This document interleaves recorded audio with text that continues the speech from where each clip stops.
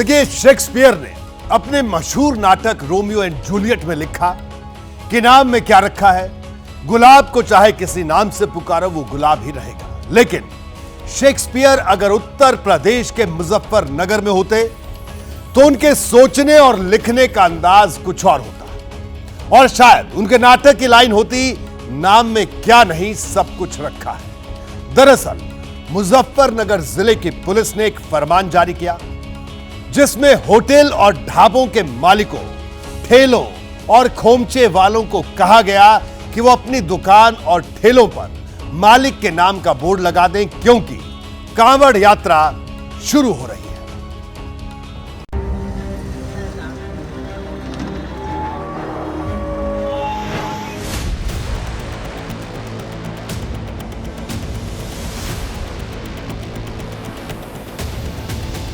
उत्तर प्रदेश के मुजफ्फरनगर में नाम बताओ फरमान का रुझान साफ तौर पर दिखाई देने लगा है। होटलों और ढाबों के नाम रातों रात बदल गए। जहां कसर रह गई, कोशिश वहां भी भरपूर की गई है। सबूत है मुजफ्फरनगर में कांवड़ रूट पर खड़ा ये होटल। मुजफ्फरनगर में पुलिस का फरमान है कि कांवड़ मार्ग पर पड़ने वाले जितने भी होटल, रेस्टोरेंट, ढाबे, ठेले और खोमचे वाले हैं, उन्हें अपने यहाँ एक तख्ती लिखकर लगानी होगी और ये बताना होगा कि होटल का प्रोपराइटर आखिर है कौन। और इस फरमान के बाद आप ये देखिए कि इस होटल का नाम है संगम शुद्ध भोजनालय। मुजफ्फरनगर रोड पर यह होटल पड़ता है और अब बदलकर इसका जो नाम है वो हो गया है सलीम शुद्ध शाकाहारी भोजनालय। आज अपने नाम से बोर्ड लगा लो। अच्छा, तो आपने नाम बदल दिया। हाँ। और कर्मचारियों का भी डाटा के लिए कहा गया। हाँ, वो तो लिखा पड़ी होगी, तुम्हें लेके तो खुद लिख के। क्या है, क्यों बदला गया? ये मैं क्या कह सकूं जी इसके बारे में। मुजफ्फरनगर में आपको कदम कदम पर ऐसे होटल मिल जाएंगे। इन्हीं में शुमार है गुडलक टी स्टॉल और चाय वाले। जितने बड़े अक्षर में होटल का नाम, उतने ही बड़े हर्फ में होटल मालिक का नाम। ना तो ये अच्छा मानना कि नाम होना जरूरी है। भाई हम मुसलमान हैं, मैं हिंदू भाई आते हैं, कोई गलत नहीं है। मैं अपनी तपस्या करते हैं, जैसे हम रमजान में तपस्या करते हैं ऐसी उनके हम मानते हैं। कावड़ की वजह से कह रहे हैं बोर्ड लगाओ। पहले कभी नहीं कहा, पहले कभी नहीं किसी ने कहा। निसार फल वाले और आरिफ आम वाले की ठेलियां तो मुजफ्फरनगर में ही रह गईं।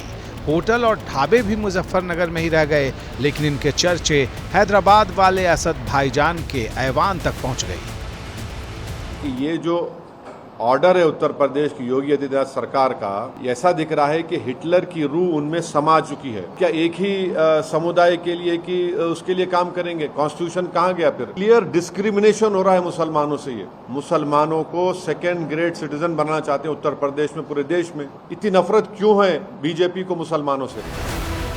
बौद्धिक अखाड़े में दिमागी वर्जिश इससे पहले ही शुरू हो चुकी थी। फिल्मी दुनिया के बड़े चेहरों में शुमार जावेद अख्तर को भी हिटलर शाही याद आ गई। एक्स पर पोस्ट किया। यूपी पुलिस ने निर्देश दिए हैं कि निकट भविष्य में होने वाली एक विशेष धार्मिक यात्रा के मार्ग पर सभी दुकानों, रेस्तरां और यहां तक कि वाहनों पर मालिक का नाम प्रमुखता से लिखा जाना चाहिए। क्यों? नाजी जर्मनी में वो केवल विशेष दुकानों और घरों पर निशान बनाते थे। योगी के अफसरों के फैसले पर आग बबूला तो कांग्रेस भी कम नहीं, लेकिन समाजवादी पार्टी तो कांवड़ियों के जत्थे में सांप्रदायिकता का प्रतिशत निकाल कर बैठी है। ऐसा ना हो कि उन ठेले वालों की बेचारों की लिंचिंग हो जाए, उनका माल लूट जाए। कहीं ऐसा तो नहीं है कि मुसलमानों को बाइकाट करने की भी ये साजिश हो? इससे विभाजन हो रहा है दो कम्युनिटीज के बीच में। अगर कोई अल्ताफ या रशीद आम अमरूद बेच रहा है तो आम अमरूद ही रहेंगे, वो गोश्त नहीं बन जाएंगे। हमारे आपके घरों में घुसकर तय करेंगे कि कौन क्या खाएगा, किससे खरीदेगा। देखिए, पहचान को सार्वजनिक करना सांप्रदायिक नहीं होता है। स्थानीय स्तर पर इस बात की सूचनाएं लगातार मिल रही थी। हिंदू देवी देवताओं के चित्र लगाकर लोगों की भावनाओं को भड़काने का प्रयास किया जा रहा है। इसलिए स्थानीय प्रशासन ने प्रिवेंटिव एक्शन लिया है। नेताओं की राय जाहिर है पक्ष विपक्ष वाली लाइन पर बंटी हुई है, लेकिन पब्लिक की बात अलग है। वो पूरी तस्वीर को अपने नजरिए से देख रही है। मेरी समझ से तो ये बहुत गलत बात है। ना हिंदू मुसलमान की तो कोई बात नहीं होनी चाहिए। एक तरीके से सही भी है, तो मतलब हिंदू है तो उनका नाम अलग होना चाहिए, मुसलमान है उनका अलग नाम होना चाहिए, तो कोई दिक्कत नहीं है, दोनों भी सही है। ये सरासर गलत है। पहचान पूछ के आप भेदभाव पैदा कर रहे हैं। मुसलमानों के खिलाफ नहीं है, इंसानियत के खिलाफ है। मुजफ्फरनगर में दुकान मालिकों को होर्डिंग पर नाम लिखने का जो आदेश दिया गया है, उस पर कुछ लोगों को ऐतराज है, राजनीति की गुंजाइश भी निकाल ली गई है। लेकिन सवाल है कि इस आदेश को अगर अदालत में चुनौती मिली तो ये वहां कितना टिक पाएगा। हम आपको इस पर लीगल एक्सपर्ट की राय दिखाएंगे, साथ ही पुलिस क्या तर्क दे रही है ये भी दिखा देते हैं। जैसा कि पूर्व में ये मामले सामने आए हैं, कोई नॉनवेज किसी दुकान पे है या कोई अन्य धर्म का, कोई अन्य संप्रदाय का व्यक्ति किसी अन्य नाम से कोई होटल ढाबा खोला हुआ है, जिसको लेके आपस में हमेशा दिक्कतें आती रही हैं।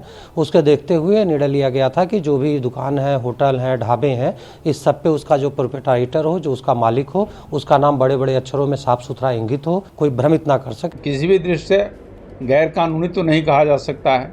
हाँ, इसके सोशल कॉन्सिक्वेंसेज हो सकते हैं, इस आप डिस्क्रिमिनेशन हो सकता है, सेलेक्टिवली टारगेटेड किए जा सकती है। इसमें हमारे तो समझ से किसी की निजता या कोई फंडामेंटल राइट्स का ये वायलेशन नहीं हो रहा है। तो डिस्ट्रिक्ट मजिस्ट्रेट का ऑर्डर कानून की कसौटी पे सही है।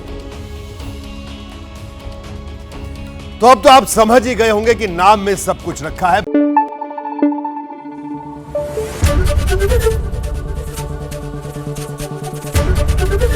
एबीपी न्यूज आपको रखे आगे।